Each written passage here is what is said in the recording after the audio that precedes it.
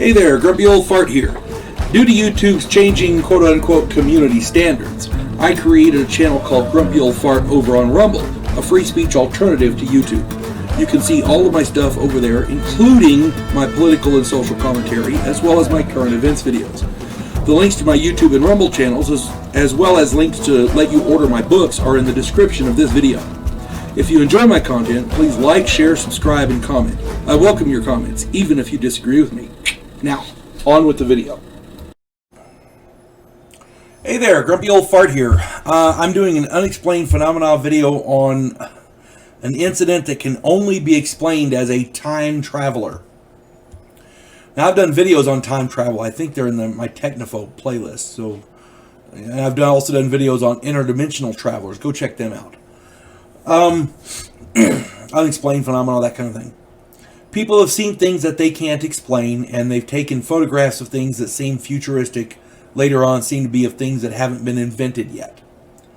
There is, of course, no way to prove any of these because it's either hearsay or there's no way to verify what is, in fact, in the photos.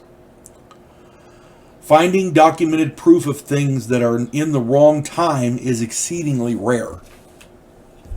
I've done videos on unexplained artifacts, things like that. Go check those out. But this is something completely different. This is in modern time, and this is just weird.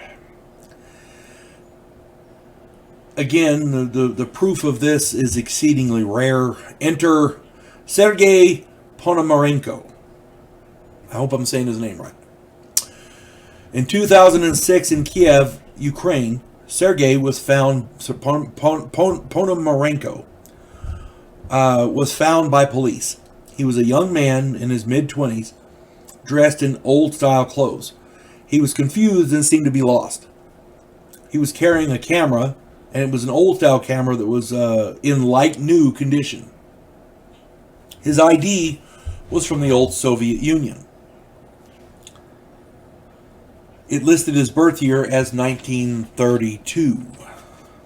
The police asked him what the date was, and he said that he thought it was April 23rd, 1958.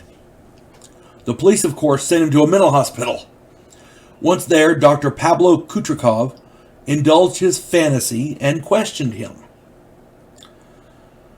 Sergei said he'd went for a walk in the city of Kiev and saw a strange bell-shaped object in the sky.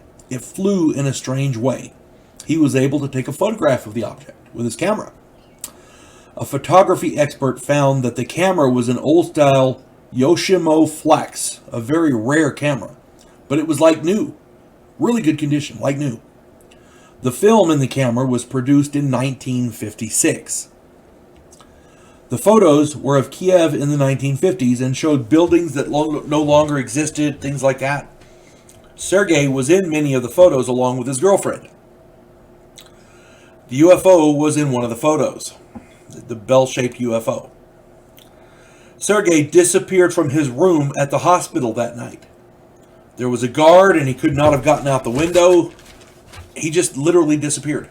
They put him in a room. There was a guard outside. He never left the room, and they went in and checked. He's gone. Boom. Police were able to contact the girl in the photos, his girlfriend. She was in her 70s. She said that he did disappear for a day in 1958, but that he returned. Later, he disappeared again in 1970, this time for good. She received a photo in the mail from him much later, and he was older, and he was in Kiev. The date on the photo was 2050. This is a documented story with physical proof. The camera was left at the mental hospital in 2006. This event did, in fact, happen. The film exists, the pictures exist, the camera exists. The girlfriend has the photo that was mailed to her. All that stuff is real. It does, in fact, exist. Now, this event did, in fact, happen. So, now we're going to go into some of my wild speculation.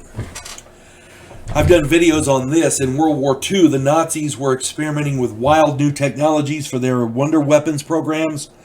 They were working on gravimetric and magnetic drive systems and all manner of science fiction stuff. One of their secret projects was Diglaka, the bell. I've done a video on this as well as the Black Forest UFO sighting crash. Go check those videos out. Diglaka came up missing. It may have resurfaced in Pennsylvania decades later, but we're not sure. Diglaka was a bell-shaped craft like the one Sergei photographed. What if the Nazis escaped with Diglaka and jumped into the future? What if they jumped to 1958 and somehow Sergei Ponomarenko was sucked into some kind of time slip and was deposited temporarily in 2006? Then he was sucked in again in 1970 and deposited in 2050. Maybe the Nazis were just jumping around in this thing. Who knows? I know this is a crazy theory, but look at the facts. Sergei Ponomarenko did in fact leave a camera and a mystery in 2006. That event did happen. There was a photo of a bell-shaped craft in the film. His girlfriend got a photo in the mail from him, of him, as an old man in Kiev, and it was dated in 2050. That photo does in fact exist. We know the Nazis were developing this Diglaka craft. We know it disappeared. That's in the official records. Later on, I want to say it was in Kecksburg, Pennsylvania, if I'm not mistaken, but don't quote me. Another bell-shaped craft appeared and the U.S. government took it. Now, was it the same craft? I don't know.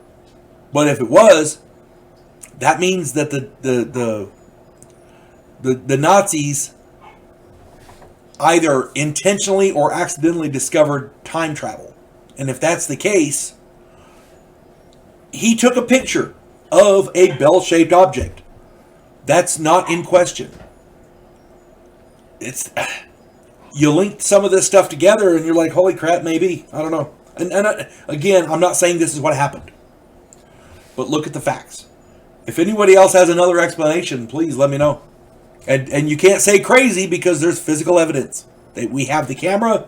They have the camera. They have the photographs, the film. The woman, the girlfriend, got the photo in the mail. She's got the photo. It's real. There's a photo on his camera of a bell-shaped craft. Who knows? Again, if you have another theory, put it in the comments. I'd love to read it. You folks have a good day. God bless one and all. We elect cookie-cutter politicians every single election cycle. Yes men who maintain the status quo and do just enough to make us believe the system still works. Imagine, if you will, a president who actually tries to fix things. If you like action, political intrigue, and a righteous crusade, check out my political thriller, The Righteous President.